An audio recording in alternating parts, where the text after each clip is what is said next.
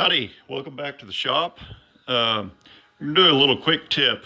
There's a kid up there around St. Louis somewhere that's playing with some old Trabants, and he just got rid of an old Saab.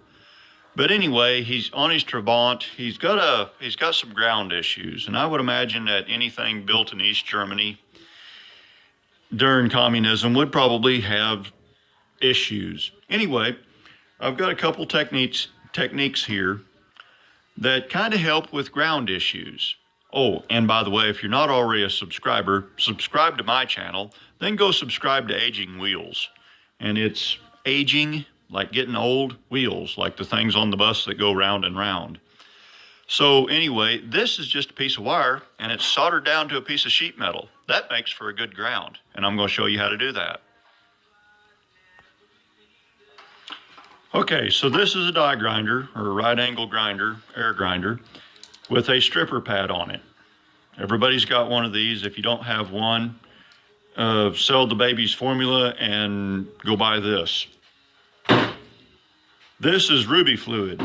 This is nasty stuff. Maybe fatal if swallowed.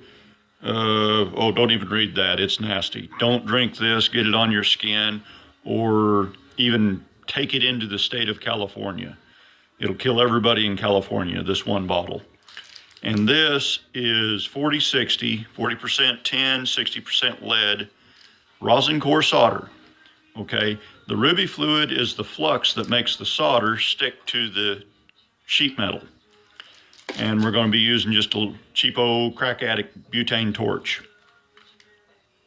So we're going to clean this off a little spot, put just a dribbly old drop of ruby fluid on it, and then we're going to tin it. We're just going to heat it up and melt a little puddle of solder on it. And I'll be back after I get it tinned. Okay, so we're back. I failed to mention that I am tinning have tinned the piece of copper wire. I've got me a tinned spot here on my sheet metal. And when I say tinned, I just mean that I heated this sheet metal up just a little bit and melted some solder down on it. And now it's tinned. Now it's got a chunk of solder that's soldered straight into the sheet metal. And then I wiped it off with a little bit of lacquer thinner.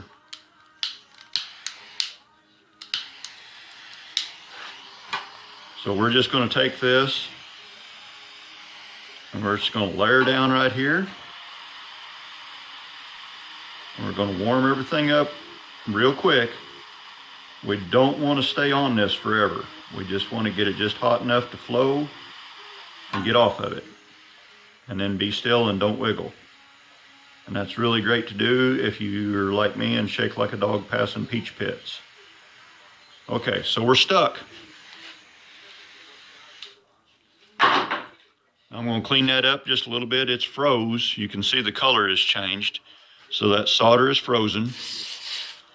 I'm just clean her up a little lacquer thinner just for the fun of it. Now we have us a ground lead that won't fail. I mean, until this wire breaks off right here, which it'll eventually break, but this ground will not fail. We will have a ground attached to that. Now on the other end of this wire, this was a screw up that I did the other day, but this has got an eyelet made on it. Same thing, it's just a hand soldered eyelet. And I made a video on doing these. I was working on a project, needed some weird sized eyelets. So I made some of these a couple of days ago. There is a video in one of my playlists about this. So there you go. Now right here is why you don't want to stay on there for very long.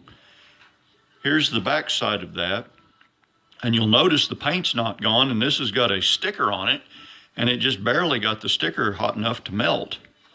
So if you're careful about how you do this, you won't damage the paint on the back side of, like if you're doing this on a car body or something. If you're quick and you're careful about how you do this, you won't create a spot on the backside that'll set up for a rusty spot on down the road. So I hope you guys enjoyed this video. Hope you learned something.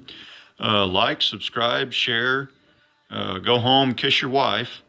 But there you go. That's how I do these things. I'm also going to make another video on how I do this, like for boat trailer lights and ground attachments on heavier stuff, like 16, 14s, 11 gauge and heavier, up to 1/4 inch, 1/2 inch metal. But I'll make a separate video about that, and it'll probably be something along the lines of how to ground your boat trailer lights. So y'all have a good one. Drive safe. Watch for deer.